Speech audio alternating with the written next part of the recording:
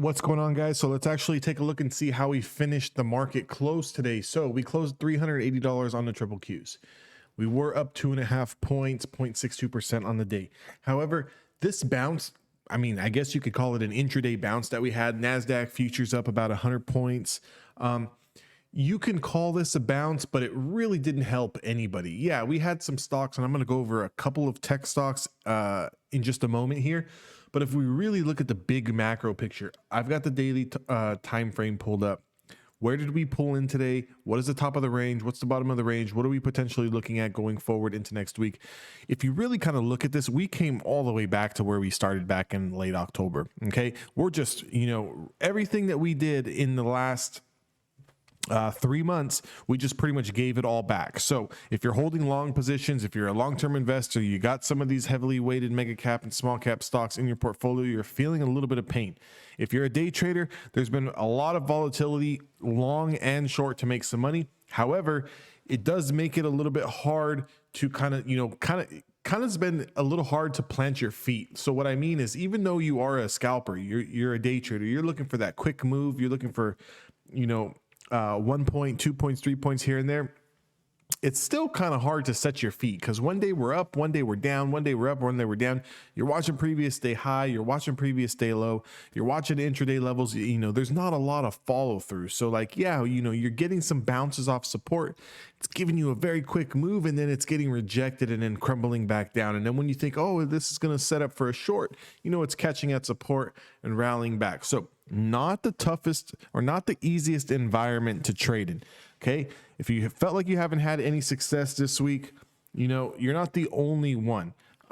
There's a lot of traders who are experiencing the same thing that you are. Everyone's looking at the same charts. Everyone's looking at the same price action. So it's not just you. The only thing that you can really do differently than the next person is kind of manage those emotions, manage that risk, manage that, those entries, manage those exit positions. If the move failed because the move failed and the market's not giving you what it's giving you, exit the trade. And if you do get into that play and the market does give you a little bit of profits, just take the money off the table. Don't be so greedy, especially in a time like this. So going on with my point, we're basically back where we started from the last breakout here, 1018, when we reconfirmed the 50-day moving average prior, right? So I'm going to get into a little something here. If you look into where we tagged on the 10th of January, is exactly the 50-day moving average spot that we reclaimed back in October on the 18th, when we went on that mega rally from reclaiming the 50-day moving average all the way to all-time highs at around 405, 408. Okay.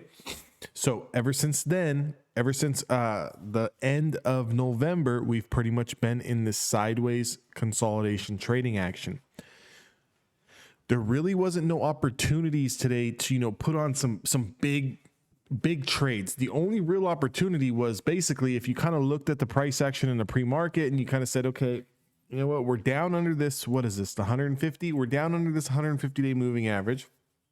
If we happen to reclaim the 150-day moving average, I'm going to use that as my entry on a reclaim potential bounce spot and kind of just let it ride, and then kind of also just use that as my running guide as a potential stop. So if we kind of look here, the green line is going to be the 150-day moving average.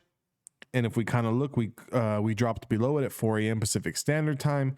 We reclaimed that level at 5 a.m. However, could not close above, closed at around 374.33. And then right off the bat at around 6 a.m., we were able to confirm this price action. So a little bit pre-market here. We have to see what time this actually reconfirmed in the morning here. Yeah, so right here at the bell. Literally you would have had to have been looking for this play. So literally right off the bell at 6:30, we reclaimed that 150-day moving average. You would have been able to get in here for 375.48 scalp all the way up to 379. So this is a good potential trade before it pulled back to the 10, kind of consolidated, gave one more spike, and then once it finally lost that 10-day moving average, came pulling all the way back to the Bollinger Bands as well as the 20-period moving average, and then continued to tread sideways for most of the session until getting into the close, we kind of started to ramp a little bit higher. So Unless you were specifically looking for that type of play, you would have missed it. You would have missed it because the value would have been to the downside. You would have been looking for this channel to confirm, the 373.33 to the downside to confirm. And basically, let me show you why you would have been looking at that. If you would have been looking at the 373 to the downside to confirm, okay, would have given you max potential down here to the previous channel at around 369. And obviously any loss of 369 was going to come down here to the 200 moving average, which is 364. That's the bigger overall trade. You can see here, even though yes, we did close green and did close at the top of the candle, we do going to have some support at around 381, 382, 383 coming up into next week. Let's take a look at the sticks and see how everything else did. Amazon kind of the same price action. However, we're still below the 5-day moving average, still in the linear regression. I mean, if Amazon starts confirming 31.96, this thing's going to get hit to the downside. Tesla had a nice reversal intraday. However, this is still down below all points of interest, really. We're still below the 50, the 20, and the 10. Tesla's going to really need to start taking out 1083 before it has room to stretch into that 1100, 1115, 1117 area. So I'm not going to get too bullish on Amazon until I see a daily close over 1086. If Amazon starts to lose today's lows, that 1012 area does have room down to 978. Look at AMD, nice little push off the bottom here, kind of just floating in no man's land to start the session. And we closed right here at the 10-day moving average, as well as right under the linear regression. Keep this on watch. Everything still is on watch to the downside for me until we start getting above a lot of this supply. 131.50 to the downside has room down to 129. Take a look at Nvidia. Nvidia got absolutely slammed today. Kind of confirmed this 100 moving average, 100 EMA, 100 SMA. Look for Nvidia. If Nvidia starts to lose this 261, 260, does have room down all the way to 256. Obviously, to the top side, it's going to need to reclaim the 5-day moving average on a daily time frame before I'm even interested in it. Apple had a nice little bounce today. Again, look at where Apple's at, kind of floating in no man's land, right? Doesn't really have a lot of support.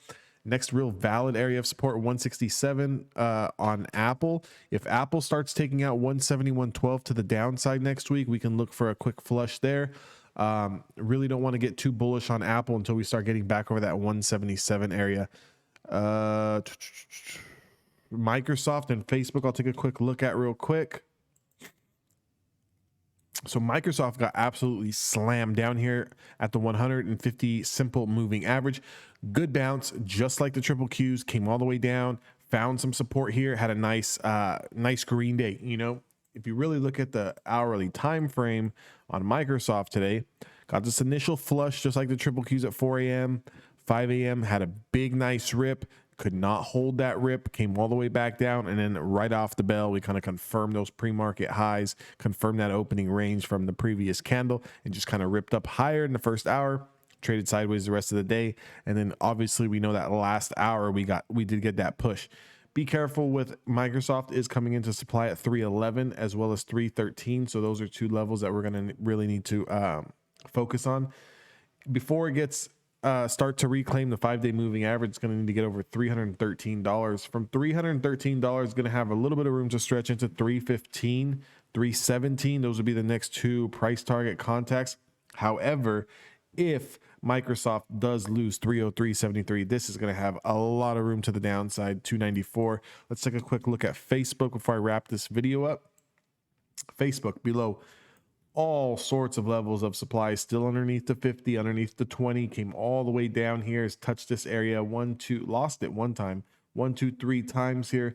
If Microsoft or Facebook was to start rolling over 321.19 to the downside, first initial price target 315. However, we just kind of need to wait on Facebook, even though it did put in a 5-point day today. Just got so much supply, so much resistance that it's going to be coming into here. I'm going to really want to see this get back over that 337, 338 level before we really start to get bullish on Facebook. And we're just going to really need to see the overall market stiffen up here a little bit. So, you know, do we hold, can we hold this 150 simple moving average? If we can't hold this level next week, we will be coming down. If we just take a look at the weekly time frame here, see how we close on the week. A little bit of an indecision candle, however, it was green on the day. Again, here you can see the 369. If we can't hold the 369, we will be coming down to 357, 360. We'll have a little bit of support down here at around 367. So just something to keep an eye on. We are trading below the weekly 20 moving average. Generally speaking, it's not a good thing. However, structure is still formed. I mean, if you look at it, you know, we haven't really broken down. It really wouldn't be a breakdown unless we lose 369. If we lose 369 and come down to 357, you can say that this, you know, this uptrend structure is kind of broken, and definitely anything under 357 would be a mega breakdown in a serious correction on you know, the Nasdaq 100, with room all the way to slide to 318. So definitely going to want to see this 369 hold.